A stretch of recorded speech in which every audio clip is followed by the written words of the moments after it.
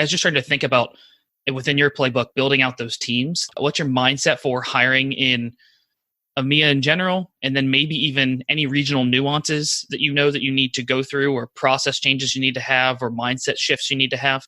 Let's start with reps, and then we can go to frontline managers. So I'm starting to hire out my first few reps within my sales team. How do I think about going about doing that within my playbook?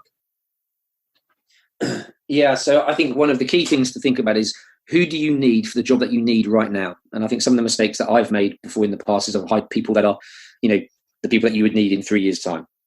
And so for me, I think, there's a whole bunch of challenges in selling technology now. So companies have changed the way in terms of how they buy technology now. Technology purchasing has been, in many ways, democratized by the employee. And so if you look at companies like Slack as an example, you can have a company that's got 5,000 Slack users, and they're not an official enterprise customer of Slack. You've just got an employee base using a product. So, you've got companies now buy technology through individuals, through departments, and then at an enterprise level. And so I guess, the part of you understanding your own go-to-market strategy of, are you trying to go in at an enterprise level, and is it like a major infrastructure project, or is it rip and replace a competitor, or is it land and expand? And so depending on, your approach on how you want to go take your product to market, who your kind of audience is, and the channel in how you want to introduce your product to that company, really depends then upon the type of persona or personality or experience of the person that you're looking for. So just being conscious of that, I think, is probably the first thing to think about. Off the back of that, you can then start to make build out a whole bunch of skill sets and characteristics around what it is that you're actually looking for. I think one of the key considerations now is, if you look at like the backdrop against cloud computing and really like the commoditization of every sector, if you look at any business now needs to think about, okay, in 3 years' time, we'll have 5 times more competitors, okay, and all competing for the same budget, with the same decision makers. And so, the very notion of that means the persona of someone that you need to be able to operate against that backdrop is really different. Okay. And so that's definitely something that I kind of think a lot about. And so the ability for people to then, be able to build relationships, network with an organization, help create a consensus around how a decision is made is key. There's the case of like, I'm going to try and sell to the CEO because he's the decision maker. Those days are gone. People don't buy like that anymore. Companies don't buy like that anymore. And so there's a whole different set of skills that you need from people in terms of their softer skills, their ability to market, their ability to communicate about how your product both competes and complements their existing technology stack in the sector that you've got a key as well. Customers, by the way, won't even know this. If you look at, the sales industry as an example, 5 years ago you had LinkedIn Sales Navigator and like a couple of other pieces of technology, maybe. You look at that sector now, there's literally dozens of players doing dozens of different jobs there. And if you think, if you look at marketing, that's an even crazier marketplace. And so your ability to be able to articulate, to a customer who themselves may not fully appreciate, you've bought all of these different bits of kit, and how you can either complement, and enhance what they've already bought, or actually how you can compete and say, hey, I don't think you need these other 3 vendors because we can do the following things. And so that mindset and that skill set is different. And so what you've got to be able to do, be able to identify what are, is to A, have an awareness of that, B, be able to work out what are the skills and the barriers that you need to be able to do that. So there's a good book that I would say, The Sales Acceleration Formula by Mark Roberge, is a great book around scaling a business. He's one of the early guys at HubSpot, and I actually think that's a really super practical book. So I definitely recommend reading that. For me, 2 things that stand out that I always look for: you've got grit and curiosity.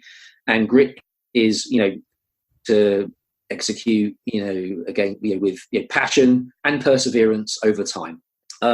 Intellectual curiosity, someone who's genuinely, talk about those technology sectors, like genuinely interested in trying to understand why are customers buying the products that they're doing, what is it they're trying to do, and how can you help that? And then, the ability to be able to articulate and communicate, the reason as to why you think your value proposition makes sense. Awesome. So let's say I'm building out my first frontline team. I've built out my reps. I'm hiring for the job I need now, thinking about how they need to build relationships, build consensus, communicate internally around how the product competes, enhances, and complements within the market. And then, I've hired against grit, curiosity, and communication. Now I need to build my frontline managers. What are some of the what's your mindset? Some of the methods you use for hiring frontline managers? I mean, and of core strategic and venture kind of methodology where you take a particular topic, and things that are core to that, you assign 70% or 7 out of 10. Strategic is 2 out of 10, and venture is 1 or 10% out of 1 out of 10, 10%, whatever you may look at.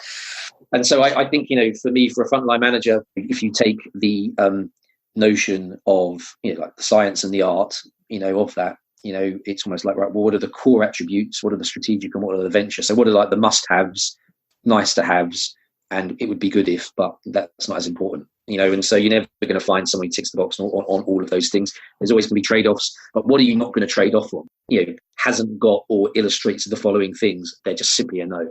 And across then 2 sectors of, like the science and art of management and leadership.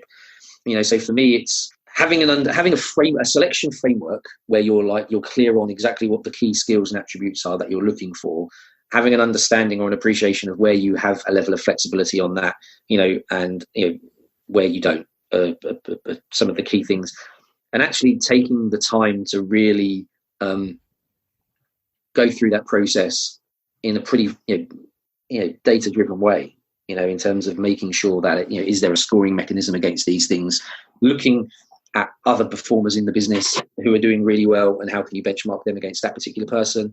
And then also, am I hiring a leader for like the role that you need now and that you need in probably the next 24 months to 36 months, are the key things. I don't, people talk about like over hiring, and I think that's a good point. But if you over hire someone who has been a frontline manager, but then spent the last 5 years as a VP of sales, and then you want to jump them back into like a frontline sales manager role because they've got lots of experience, that doesn't work out. Because actually what you need them to be able to do is to have the appetite and the energy to focus on like the core nucleus functions of a frontline manager, which involves deep level forecasting, deal coaching, so who do you need to do the best job right now is one of the most fundamental questions I think you need to ask yourself with frontline leaders.